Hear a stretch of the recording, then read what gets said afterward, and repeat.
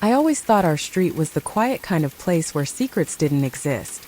You know, the kind: trimmed lawns, kids riding bikes, neighbors waving from driveways. Every morning the mailman whistled the same tune.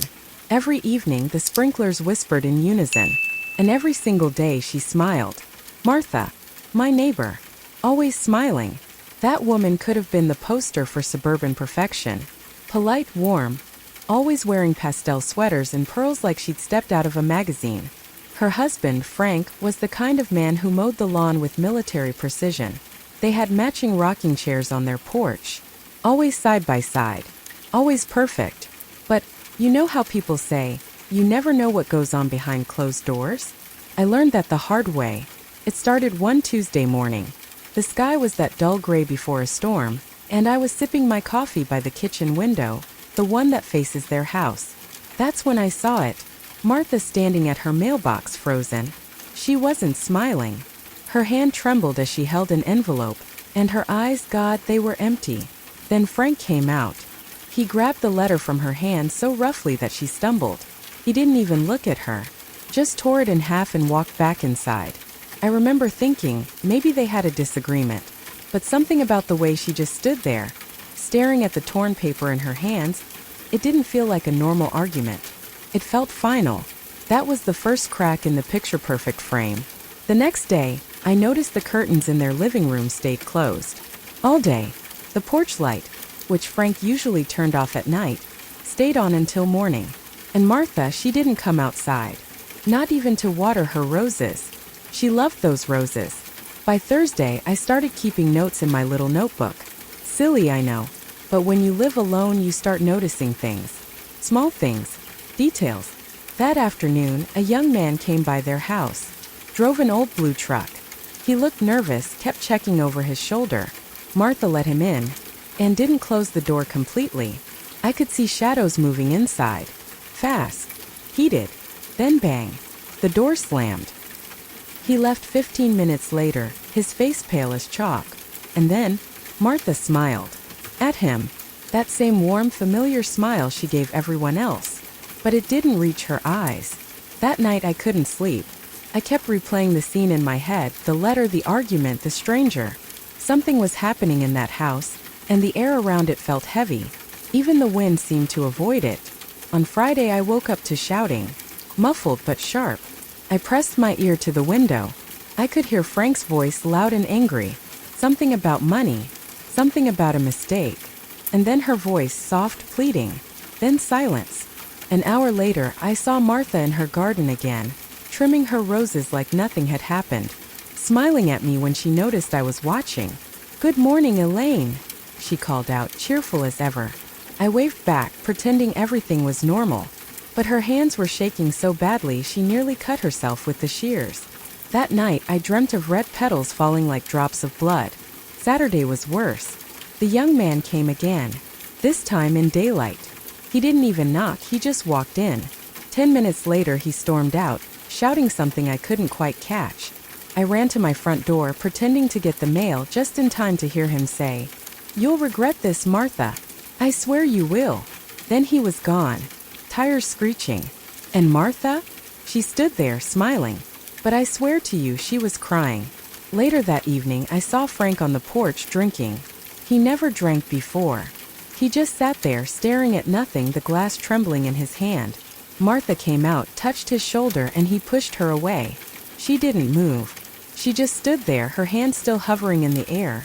The way you might after reaching for something that isn't there anymore. Sunday morning, the whole street smelled like rain. The sky was low, heavy. I woke early, looked out my window, and saw Martha carrying something wrapped in a blanket to the backyard. It looked heavy. Too heavy. She was dragging it toward the shed. I told myself it was probably just garden soil or old clothes. But when she came back, she was covered in mud. Her sweater sleeves soaked. Then she smiled again. Right at me. I didn't wave back this time. That night, I sat in the dark, lights off, watching her house. Around midnight, I saw flickering through the cracks of her curtains. Candlelight, maybe. Then movement, shadows crossing, pacing. Then she opened the window slightly. I could hear her humming. It was a lullaby. I don't know why, but it chilled me. On Monday, Frank's car was gone. Just gone. Martha was outside watering her roses like always. I called out, "Where's Frank off to this time?"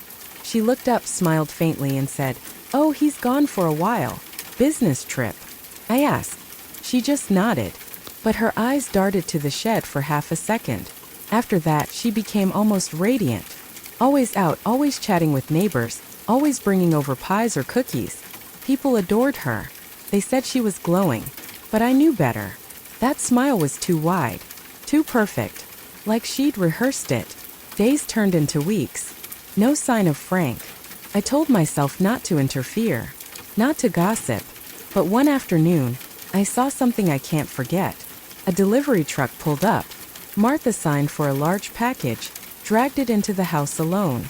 But when she thought no one was looking, she tore the label off and burned it in a metal bucket behind the shed. That was the moment I started keeping my curtains open at night, just in case. Sometimes I'd see her pacing the hallway, sometimes talking to herself. Once I could have sworn I saw her sitting on the couch, facing an empty chair, nodding, smiling. It was always the same direction, toward where Frank used to sit. The longer I watched, the stranger she became. The smile never left her face, even when she was alone, especially when she was alone. Then one evening, the young man came back again. Third time. This time he didn't leave.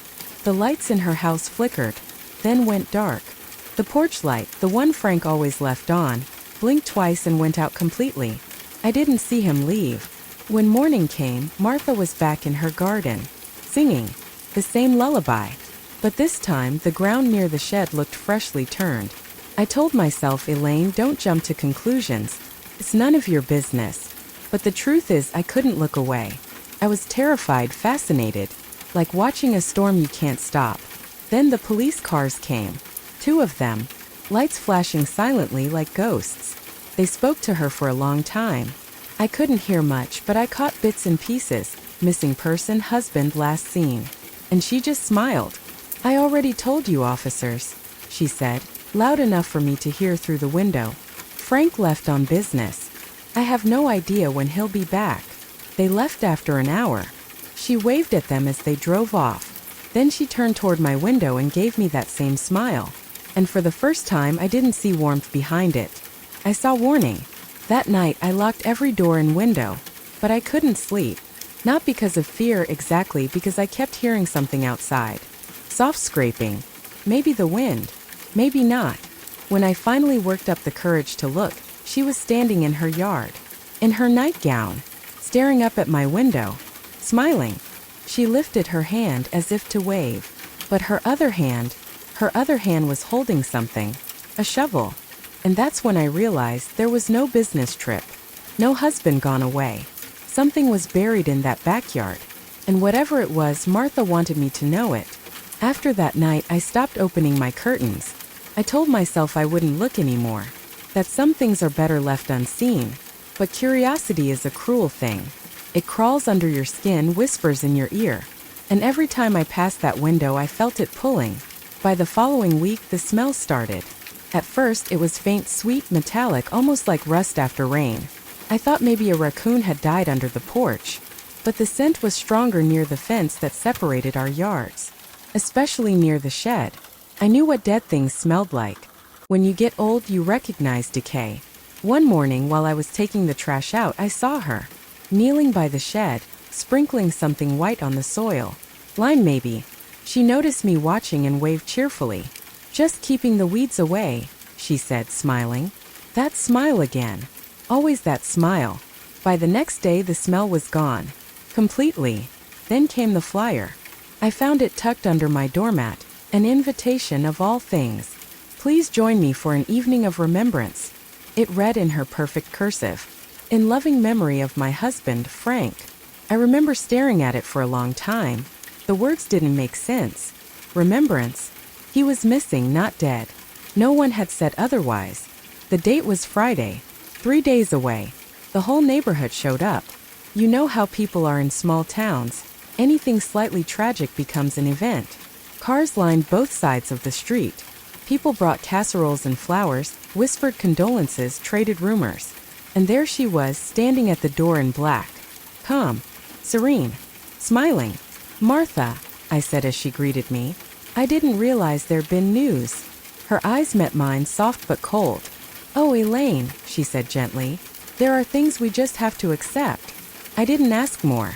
I couldn't. Inside, everything looked untouched. Like time had stopped. Frank's slippers by the fireplace. His jacket on the hook.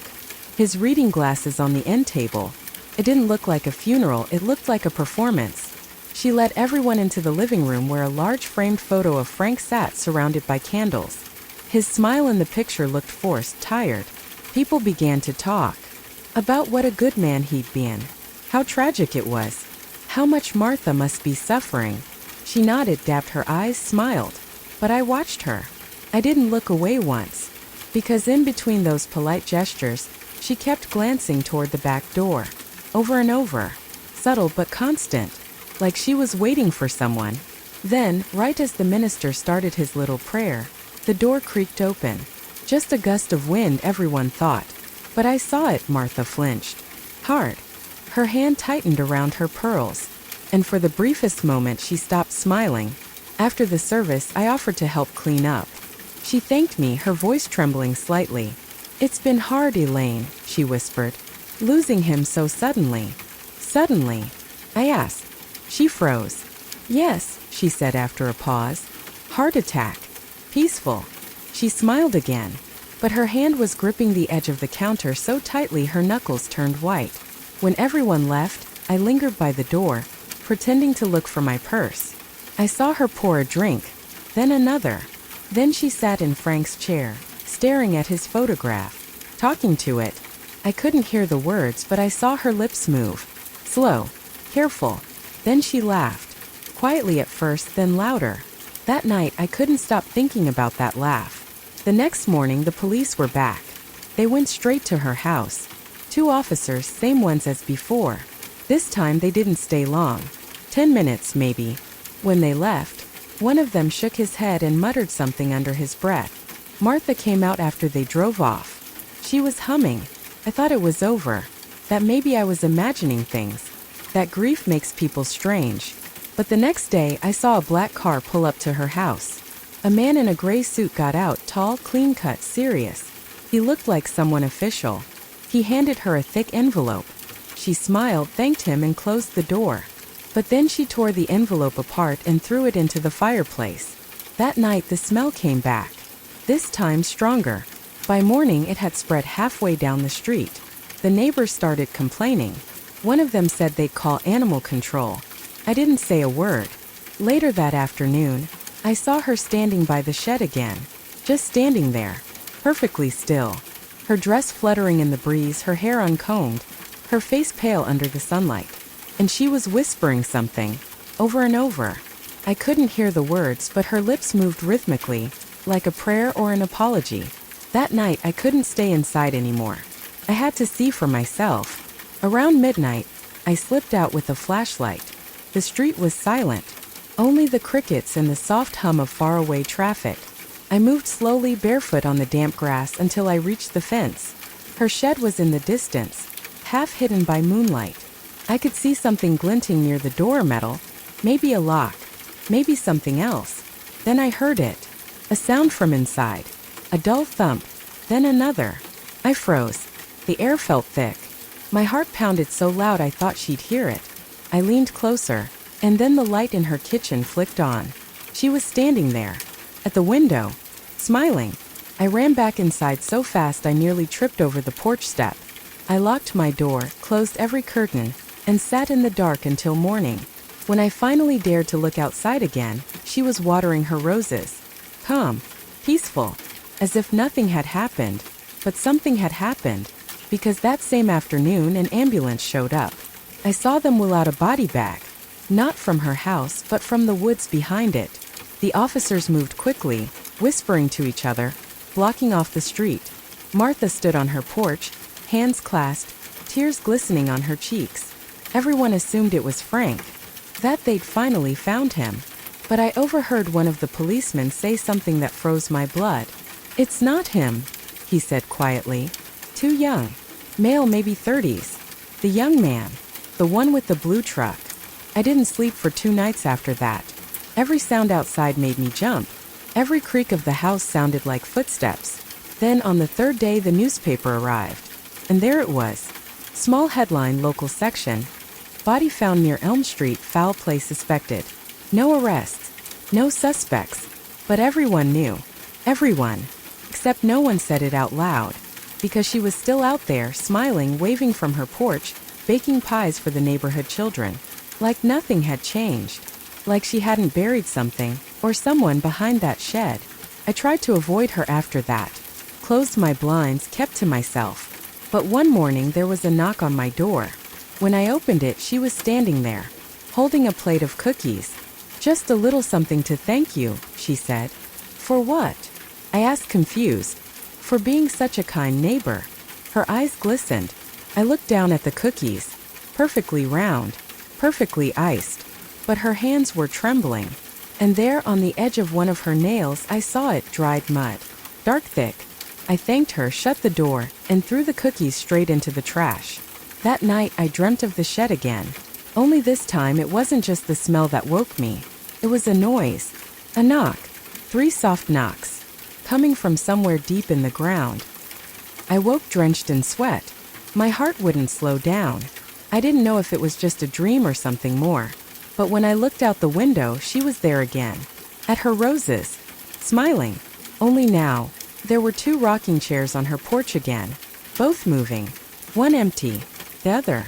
I swear to you, someone was sitting in it. After that night, I didn't leave the house for 2 days. I sat by the phone, staring at it, waiting for a reason to call someone. Anyone. The police, my daughter, the church. But every time I picked it up, something stopped me. What would I even say? That sweet woman next door smiles too much? They think I was senile. Paranoid. Still, I couldn't unsee those chairs. Both moving. Rocking softly in the dark. On the third day, the wind picked up again. Strong, uneasy. It carried the smell of wet earth and something faintly metallic. I pulled my sweater tight and looked through the window, careful not to be seen. The rocking chairs were still. But the shed door slightly open. I shouldn't have gone outside. I knew that. But some part of me, that restless piece of curiosity that age never kills, pushed me forward. I crossed the yard, pretending to check my mailbox, though I hadn't received a letter in weeks. From there I could see her through her kitchen window. Martha was at the sink washing something, humming that same lullaby. It echoed faintly in the wind. I took a few more steps toward the fence. My heart was pounding so hard I thought I'd faint. The shed loomed at the far corner of her yard, its door creaking slightly. Something about it, about the way the paint peeled like torn skin, made me feel sick. Then Martha turned suddenly, and I dropped down behind my hedge. Through the gaps I saw her carry a tray to the porch, 2 cups of tea. She set them down carefully, one in front of each chair. Then she sat and started talking. I couldn't hear the words, but her lips moved slowly, as if answering someone. Then she laughed softly, fondly, tilted her head, like she was listening to a reply. Then she nodded, and raised her cup to the empty chair. I backed away from the hedge, trembling so hard my knees nearly gave out. That night I dreamed of the shed again. Only this time I wasn't outside it. I was inside, surrounded by the smell of damp earth, metal and roses. Someone was whispering my name, softly, over and over. When I woke up, my pillow was wet with tears. I told myself I'd stop watching, that I'd draw the blinds and forget. But when you've seen darkness that close, it clings to you. The next morning I saw police cars again. 3rd time in 2 weeks. Martha stood on her porch, calm as ever, talking to the officers. One of them pointed toward the shed. She smiled and said something. I couldn't hear what. But whatever it was, they nodded and left. No search. No questions. Nothing. That afternoon she came to my door again. "Elaine," she said, "I've been meaning to ask, would you come by tomorrow? Just for tea? It's been lonely since Frank passed." Her tone was soft, polite, familiar. But her eyes said something else. Something sharp. I hesitated, but she touched my arm lightly. "Please. It would mean a lot." I heard myself agree. The next day I didn't eat, didn't sleep, just sat in my chair staring at her house. When the clock struck 3, I forced myself up and crossed the lawn. Her door was already open. "Come in, dear," she called, voice sweet as sugar. The air inside was thick, heavy with the scent of flowers, too many. Lilies, roses, something rotting underneath. She led me to the living room. 2 teacups sat on the coffee table, steam curling gently. One for her, one for me. "I'm so glad you came," she said, smiling. I tried to smile back, but my throat was dry. She poured the tea, her movements graceful, controlled. "You know," she began, "people don't understand what grief does to a woman. They expect you to fall apart, cry. But sometimes," she paused, eyes distant, "sometimes grief makes you see things differently." She looked at me then, directly. "Do you believe people can come back, Elaine?" I swallowed. "Come back." Her smile widened. From the other side. The room felt smaller. The ticking of the clock grew louder. I noticed her hand trembling slightly as she lifted her cup. I don't know," I said carefully. "I suppose anything's possible." She laughed softly. Frank believed it too. He used to say love never really dies, that it just changes form. Then she leaned in closer. "Would you like to see something?" Before I could answer, she stood up and motioned toward the back door. Every instinct in my body screamed no, but my feet followed anyway. She led me outside, past the rose bushes, toward the shed. The closer we got, the stronger the smell became, earth, dampness, something sweet and spoiled. Martha stopped by the door, her hand resting on the handle. "Frank spent a lot of time in here," she said softly, "even after he left." I didn't move. She turned the handle slowly and pushed the door open. Inside was dark, cold. I could see faint shapes, tools hanging, a small workbench, jars on shelves. Then she lit a candle. That's when I saw it. The rocking chair. Another one, identical to the ones on her porch. And on it, something draped in fabric. A blanket. Martha smiled, eyes gleaming in the candlelight. "He likes to sit here when it rains," she whispered. I took a step back. "Martha, what is that?" Her expression softened. "Oh, Elaine, you don't have to be afraid. He's at peace now." I could barely breathe. "You mean he's here?" She nodded slowly. "Always." I wanted to run, scream, but I couldn't move. Then from beneath the blanket something shifted. Just slightly. I gasped. Martha didn't flinch. "Sometimes he gets restless," she said calmly. "He misses talking to people." My legs gave out. I stumbled back against the wall, my hand hitting something cold and wet. I looked down. Mud. Fresh mud. There were small indentations in the ground, like something had been dragged. I turned toward her. "Martha, what did you do?" She looked almost hurt. "Do? Oh, Elaine, you talk as if I did something wrong. I only gave him what he wanted." Her voice was calm. Too calm. "He wanted to stay." Then she looked toward the blanket again. "Don't you, darling?" Silence. And then a sound. A slow, deliberate creak. The chair moving. Rocking. I ran. I don't even remember how I got home. My heart felt like it would explode. I locked every door, every window. I sat in my hallway until dawn, clutching the phone, unable to dial. The next day the shed was gone. Just gone. Torn down overnight. Nothing but a patch of freshly turned earth where it used to stand. And Martha? She was sitting on her porch, smiling, as if nothing had happened. A few days later, an obituary appeared in the local paper. Franklin Turner, it said. Beloved husband. Dedicated neighbor. Gone but never forgotten. No cause of death listed. But here's the part that still chills me. There was another name printed below it. Also remembered. Daniel Evans. The young man. No one knew why his name was there. No one asked. Martha smiled through the entire funeral service. Every photo, every handshake, every condolence, smile, smile, smile. But as the coffin was lowered, I saw her lips move. She whispered something. I read her lips. See you soon. That night I dreamed of the shed again. Only this time there were 2 chairs inside. Both rocking. Both occupied. And someone whispered my name. Not from inside the dream, outside. And my window. After that day, I kept telling myself I'd imagined it. That I'd let my fear turn shadows into shapes and silence into whispers. But deep down, I knew what I saw. Something was under that blanket. Still, when I looked the next morning, the shed was gone. Completely gone. No debris, no tools, no wood.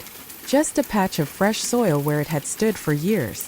I walked to the edge of my yard, pretending to pick up fallen branches. From there, I could see her kneeling in the dirt, smoothing it with a shovel, her movements slow, deliberate. When she noticed me, she stood up and smiled, brushing her hands on her apron. "Good morning, Elaine. Beautiful day, isn't it?" I forced a smile back. "Yes, yes, it is." She waved and walked inside. That afternoon, 2 men arrived in a pickup truck. They unloaded lumber and concrete. By nightfall, a new structure was already going up, a small greenhouse, glass panels gleaming in the sunset. It stood right where the shed had been. I don't know why, but that detail stayed with me. It was too quick, too precise, like she'd planned it all in advance. That evening, as I sat by my window, I could see her inside the greenhouse, arranging pots, setting up a table, moving with calm precision. She was humming again, the same tune I'd heard before.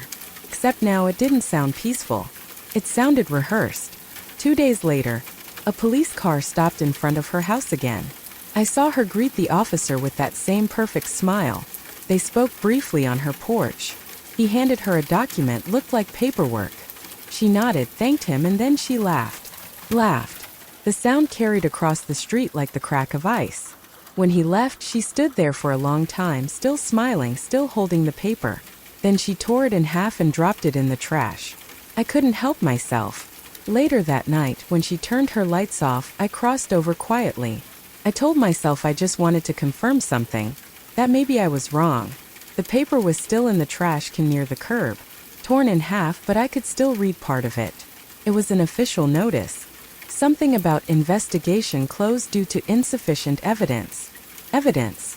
My hand shook as I folded it back. That night I barely slept. Every sound outside made my heart jump. But it wasn't fear that kept me awake, it was anger. Because somehow she'd gotten away with it. A week later, life on the street went back to normal. Kids playing again, sprinklers running, neighbors pretending none of it ever happened. But not me. I watched her. Every day at the same hour, she'd go into that greenhouse and lock the door behind her. Sometimes for hours. No one else ever went inside. Then one morning I noticed something different. She was wearing black again. A dark dress, a scarf around her neck. She carried a framed photo into the greenhouse and set it on the table. It was Frank's picture. I could see it clearly from my window. After that, she stayed in there almost every evening. Lights flickering inside, shadows moving, her silhouette shifting slowly between the plants. One night, I saw her collapse to her knees. Her hands covered her face, her shoulders shaking. Crying maybe. But then she looked up suddenly, straight toward my window. I froze. Even from that distance, I could see her expression. Not anger. Not sadness. Something else. Recognition. Like she knew I'd been watching all along. The next morning, there was a knock on my door. When I opened it, she was standing there again, smiling as always.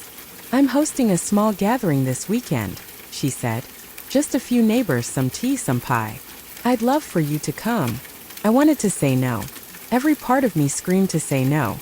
But before I could, she added softly, "It would mean a lot to me, Elaine. You've always been so kind." So I said yes. I don't know why. Saturday came faster than I wanted. I spent half the day pacing, debating whether to go. But curiosity won. It always does. When I arrived, there were only 3 people there. 2 women from down the street and Martha, calm and composed, in her pastel sweater again. "Please come in," she said warmly. "Make yourself at home." Her voice was steady, pleasant. Not a trace of nervousness. She poured tea, passed plates, laughed at small jokes. For a moment, I wondered if I'd been wrong about everything. Maybe grief had just broken her, and I'd mistaken sorrow for guilt.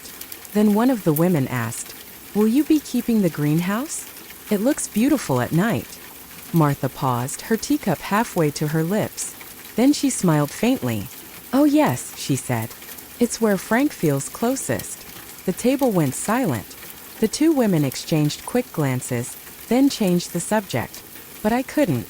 I just stared at her, trying to understand whether she realized what she'd said, or if she meant it exactly that way. When the others left, she asked me to stay a moment.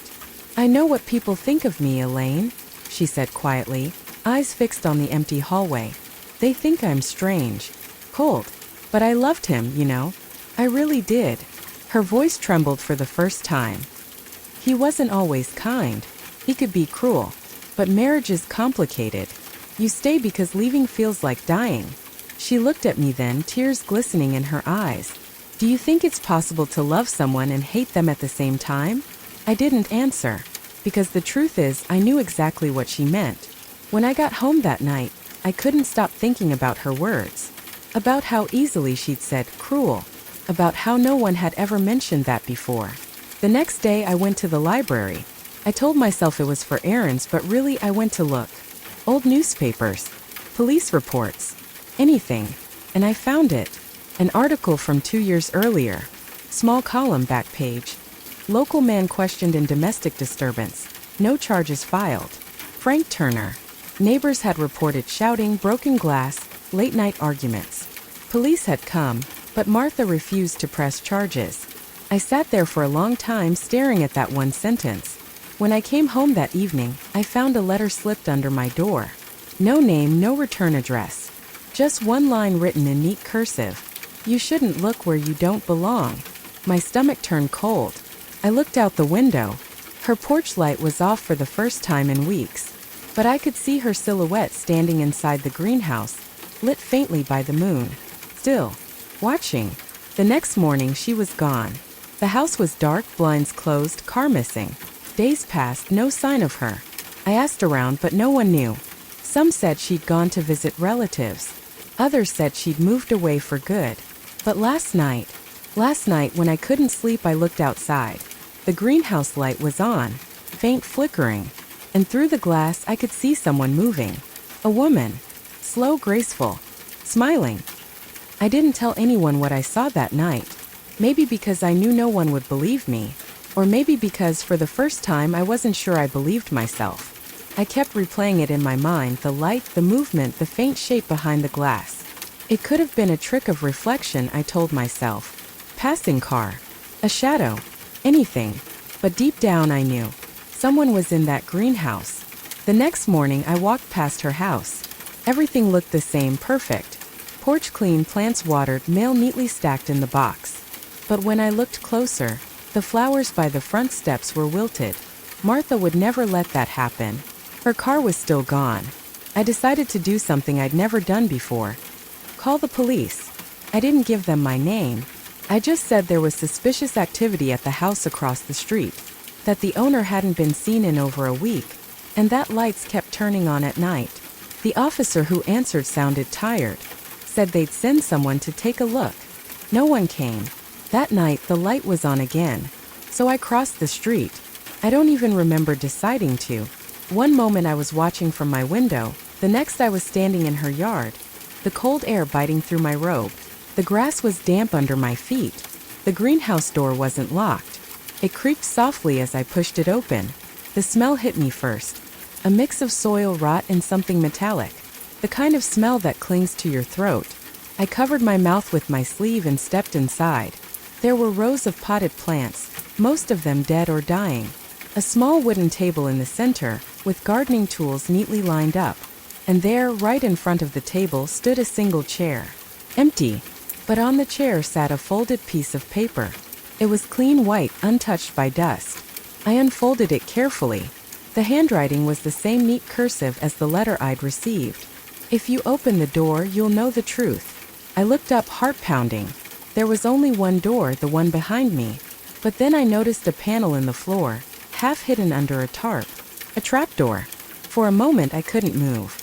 My body wouldn't respond. Every instinct screamed at me to leave, to go back home, to forget all of this. But curiosity is a terrible thing. I knelt, pulled the tarp aside, and lifted the wooden panel. A faint smell rose up. Earth, mold, and something else I can't describe. There was a ladder leading down into darkness. I leaned closer, trying to see, when I heard it. Footsteps. Behind me. Slow, deliberate. I turned, but there was no one there. Just the creak of the door moving in the wind. I climbed down 2 rungs of the ladder, enough to see a concrete floor below. Then I froze, because I heard another sound. Breathing. Soft, shallow, coming from below. I pulled myself up, slammed the trapdoor shut, and stumbled out of the greenhouse, running all the way back to my house. I locked every window, every door, sat by the phone until morning, but I didn't call anyone, because how could I explain that? When the sun rose, I told myself I'd imagined it all. The note, the sound, the breathing. It had to be my mind playing tricks. But that afternoon, someone knocked on my door. It was a man in plain clothes, not uniformed but official looking. "Detective Harris," he said, showing a badge. "You called about Mrs. Turner's property?" I hesitated, then nodded. "We received another report," he said. "Her sister in Oregon hasn't heard from her either." He glanced across the street. "Mind if I take a look around?" I followed him, heart racing. The door was still unlocked. The greenhouse still standing quiet, sunlight glinting on the glass. When we stepped inside, the air was heavy again, thick and stale. The detective scanned the room, then crouched near the table. "Looks like she's been gone for a while," he murmured. "Strange she didn't tell anyone." I said nothing, just stared at the tarp on the floor. He noticed my gaze. "Something down there?" I swallowed hard. "A trapdoor. I didn't open it." He nodded, pulled a flashlight from his belt, and knelt to lift the panel. The smell hit again, sharper this time. He shone the light down, frowned, then said quietly, "Stay here." He climbed down. Seconds passed. Then a minute. 2. Finally he called out, "It's clear. Just storage." I exhaled. My body felt weak with relief. He climbed back up, brushing dirt from his hands. Old shelves, boxes, nothing unusual. Probably where she kept fertilizer. He smiled faintly. "You've got quite an imagination, ma'am." I tried to smile back, but my hands were trembling. He locked the greenhouse door on the way out and handed me a card. "If you see anything else, give me a call." That night, I couldn't stop thinking about it. "Storage," he said. "Boxes, fertilizer." But why had she written that note? And why did he take so long before answering me from down there? The next morning when I went to look, the police tape was gone. The greenhouse was sealed. But from my window, I saw something new. The ground beside it had been disturbed again. A small patch of fresh soil, darker than the rest, like someone had dug, and then filled it back. A week passed. The street went quiet again. Kids played, neighbors mowed their lawns, pretending life was normal. But I couldn't stop watching. One night, I woke to the sound of a car door slamming. I looked outside. The same detective standing in front of Martha's house. He unlocked the greenhouse and went inside. Alone. He was there for less than 5 minutes. When he came out, he was carrying something wrapped in cloth. Small, heavy. He put it in his trunk and drove away. I never saw him again. The next morning, a moving truck arrived. Men went in and out carrying boxes, furniture. No one knew who had sent them. By evening, the house was empty. A for sale sign went up 2 days later. That night, I couldn't sleep. I kept staring at the dark windows across the street, at the faint reflection of the greenhouse under the moonlight. Then just before dawn, I saw it. A flicker of movement. The light in the greenhouse was on again. This time it stayed on. I didn't sleep that night. Not a minute. The light in the greenhouse burned straight through until dawn, steady, pale, and wrong. I kept waiting for someone to turn it off, for the police to come back, for anything to make sense again. But nothing happened. At sunrise, the light simply vanished. I stood at the window, staring at that quiet house, the for sale sign creaking gently in the breeze. I told myself I was done, that it wasn't my problem anymore, that I was too old to be chasing ghosts. And yet, all day I found myself watching. Every sound outside made me jump. Every reflection on the glass caught my breath. By evening, I noticed something new. A figure, a woman, standing by the mailbox. From a distance, she looked like Martha. The same posture, the same neat dress. But when I blinked, she was gone. That night, I made tea, sat in my armchair, and opened the curtains just enough to keep the house in view. The streetlights buzzed. Crickets hummed. Ordinary sounds, the kind that used to make me feel safe. Then close to midnight, the phone rang. I almost didn't answer. "Mrs. Holloway?" A male voice. Calm, formal. "This is Detective Harris." My chest tightened. He continued. "Just wanted to follow up. The property's been cleared. Nothing suspicious found. I swallowed. Then why was the light on again last night? There was a pause, long enough for me to hear my own breathing. Finally, he said, "What light?" "The greenhouse. It's been on every night this week." Silence. Then, "Ma'am, there's no power in that house. The utilities were disconnected 5 days ago." My throat went dry. "Are you sure?" I whispered. "Positive. Must be a reflection from another window." He thanked me for my concern, told me to rest, and hung up. But I didn't move for a long time. The dial tone buzzed in my ear until it went silent. I looked back at the window. The light was on again. I felt something inside me break. Fear, exhaustion, I don't know. Maybe both. I grabbed my coat, my flashlight, and crossed the street. The air was cold, sharper than before. Every step echoed. When I reached the greenhouse, the door was locked. A new padlock, heavy, clean, unweathered. I crouched, peering through the glass. The light wasn't coming from a bulb. It was a lantern, flickering slightly, sitting on the floor near the trapdoor. And next to it, a shadow moved. Person. I stumbled back, heart pounding so hard I thought I might faint. But then I saw the face. It wasn't Martha. It was the detective. He was kneeling beside the trapdoor, whispering something. His hands trembled as he unwrapped the same cloth bundle I'd seen him carry weeks ago. I couldn't see what was inside, only that he handled it carefully, almost reverently. Then slowly, he placed it into the hole and covered it with soil. I watched frozen. When he finished, he stood up, brushed his hands, and looked straight toward the window, toward me. Our eyes met through the glass. He didn't move, didn't blink. Then he reached forward and switched off the lantern. The greenhouse went dark. I stumbled back across the lawn, nearly falling, and ran home. My legs felt like lead. I locked the door and pressed my back against it, shaking. I wanted to call someone, but who? What could I say? The detective buried something in my dead neighbor's greenhouse? They'd think I was senile. Maybe I was. But the next morning, I decided to find out for myself. When the mail truck passed, I walked across the street, pretending to collect my own letters. The for sale sign was gone now. So was the lock. I pushed the greenhouse door open. No light. No smell. No sound. Just that same suffocating stillness. The tarp was gone. The trapdoor sealed shut. Boards nailed across it, fresh wood still raw. I turned to leave, but something caught my eye. On the table, where the tools had once been, sat a small tin box. I hesitated, then opened it. Inside were photographs. Dozens of them. Most were ordinary. Martha smiling in her garden, her husband trimming the hedge, the two of them hosting neighborhood barbecues. But then they changed. The later ones were darker, blurry, taken from strange angles. One showed a man standing in the greenhouse at night, face half-lit, holding what looked like a shovel. Another showed Martha, sitting at the table, eyes red, expression empty. And the last was of me, at my window, watching. I dropped the box. The photos spilled across the floor. My hands were trembling so badly I could barely breathe. Someone had been taking pictures of all of us, and somehow I was part of it. That night I packed a small bag. I couldn't stay there. I didn't even tell my daughter. She'd only worry, and what could I say? That my neighbor's death, the detective, the light, all tied together somehow? I slept in the guest room at a friend's house that night. But sleep wouldn't come. Every time I closed my eyes, I saw that last photo, my own face in the reflection staring back. The next morning, I went back one last time. I told myself it was to say goodbye. But maybe I just needed proof I wasn't losing my mind. The greenhouse stood quiet under the sun, dew glistening on the glass. The board still nailed tight over the trapdoor.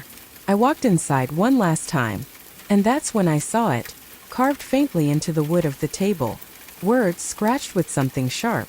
"She's not gone." I ran. Didn't look back. That night I stayed up again, lights on, heart thudding like a drum. From my new window miles away I could still see her face. Smiling. The same polite, perfect smile. And sometimes, I swear I still hear her voice. Soft. Close. Right behind me. I didn't go back for days. I told myself I was finished with that house, that I'd imagined it all. But things don't stay buried. Not in small towns, not in people's minds. A week later, the news broke. They'd found remains under the greenhouse. Human remains. It was all over the local channel, the kind of story that makes neighbors whisper on their porches but pretend not to look. They said the husband hadn't died of a heart attack like everyone thought. He'd been poisoned. Slowly. Over months. By her. By Martha. The police claim she'd confessed in a note before disappearing. A confession that was, conveniently, found later in the greenhouse. They said she must have taken her own life somewhere far away. But I knew that wasn't true. That night when I saw the detective bury something, it wasn't just evidence. It was the rest of the story. And those photographs, the ones of me watching, I think she knew someone would see. I think she wanted me to see. Maybe she wanted someone to remember her not as the smiling neighbor, but as the woman who'd been living in fear. Because after the case closed, I started remembering things I'd ignored. The bruises she'd covered with gloves. The way she'd flinched when her husband raised his voice during barbecues. The way she'd smile even harder the next day, as if to erase it. She'd been trapped. And one night, maybe she decided she'd had enough. But there was something else, the part no one mentioned. The autopsy report said the husband had a large amount of digitalis in his system. Heart medication. The same kind Martha took. Maybe it wasn't poison at all. Maybe she'd tried to save him. Or maybe she just stopped trying. After the news died down, the house sold quickly. A young couple moved in. They painted the porch blue and tore down the greenhouse. And for the first time in months, the street looked alive again. But even now, every time I water my plants, I see her face. That quiet strength behind the smile. Sometimes, when I pass by the spot where the greenhouse once stood, I think I hear the faint sound of her laughter. Not haunting. Not cruel. Just free. A few weeks ago, I got a letter in the mail. No return address. Inside was a single photograph, an old one. Martha and me at the neighborhood picnic. She's smiling, of course. But this time, her hand is on my shoulder. Firm. Almost protective. On the back, just 2 words written in that same neat handwriting. Thank you. I don't know how to explain it. I don't even know if I should. But last night I finally slept. And for the first time since it all began, I didn't watch the windows. I closed the curtains. And maybe that's what she wanted all along. For someone to finally close the curtains. Because sometimes knowing the truth doesn't set you free. Just teaches you when to stop looking. So now I ask you, if you were in my place, if you'd seen everything I saw, what would you have done? Did I do the right thing?